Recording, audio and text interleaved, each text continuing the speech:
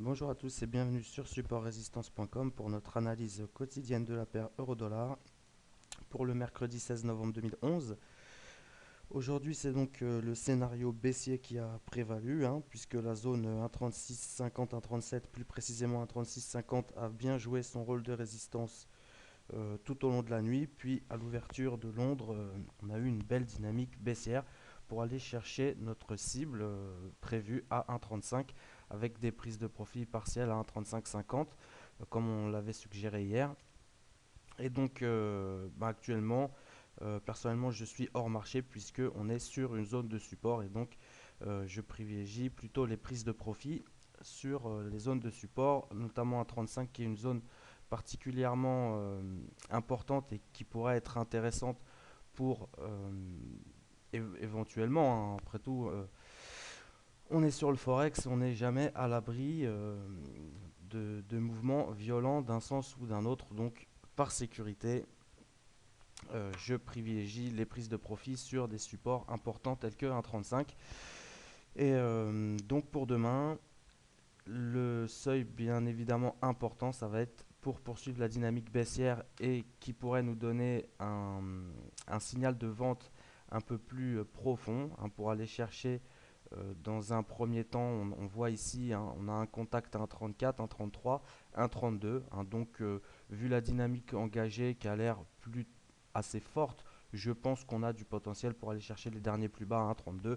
Mais il va falloir pour cela casser la zone de support à 1,35 qu'on peut voir ici, qu'on est actuellement en train de travailler là sur la session asiatique. Donc voilà, pour demain, là actuellement on est sur une zone de support, donc tout reste à jouer. Si demain on a plutôt une dynamique longue qui s'engage sur le marché, je préférerais rester à l'écart pour demain, voir ce qui se passe. Par contre, si on casse la zone des 1,35, on a vraiment là un signal. Si on travaille demain, si on parvient à franchir les 1,35, qu'on les reteste et qu'on en fait une résistance intéressante, on pourra poursuivre la dynamique baissière. Donc pour demain avec une cible à 1,3450 à 34. Si on voit que ça se passe bien, on peut laisser courir nos positions vers 1,32. Je pense que les probabilités pour le moment vont dans ce sens. Et donc il va falloir casser cette zone de 1,35 pour demain. Voilà, ça va être le seuil déclencheur, je pense, d'une dynamique un peu plus de plus ample amplitude sur l'euro-dollar.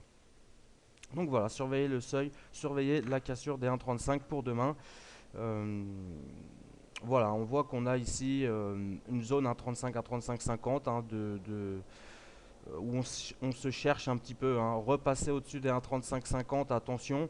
Euh, il faudrait peut-être mieux privilégier l'attente pour voir jeudi si on n'a pas éventuellement des entrées longues sur le marché, puisque on pourrait tout à fait être sur un double bottom ici, donc avec un premier plus bas ici, un deuxième plus bas. On voit que on a eu vraiment une configuration parfaite pour un double bottom.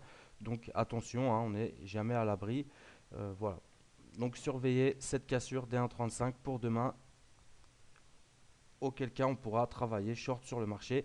Si on repasse long au-dessus de 1,3550, attention, dans ce cas privilégiez éventuellement l'attente ou des positions longues pour les plus agressifs. Dans ce cas-là, on irait chercher un retest, comme cible, on irait chercher un retest de la zone 1,36, voire 1,3650, mais ça me paraît un petit peu poussé pour le moment. On est vraiment dans une dynamique short, dynamique baissière très intéressante.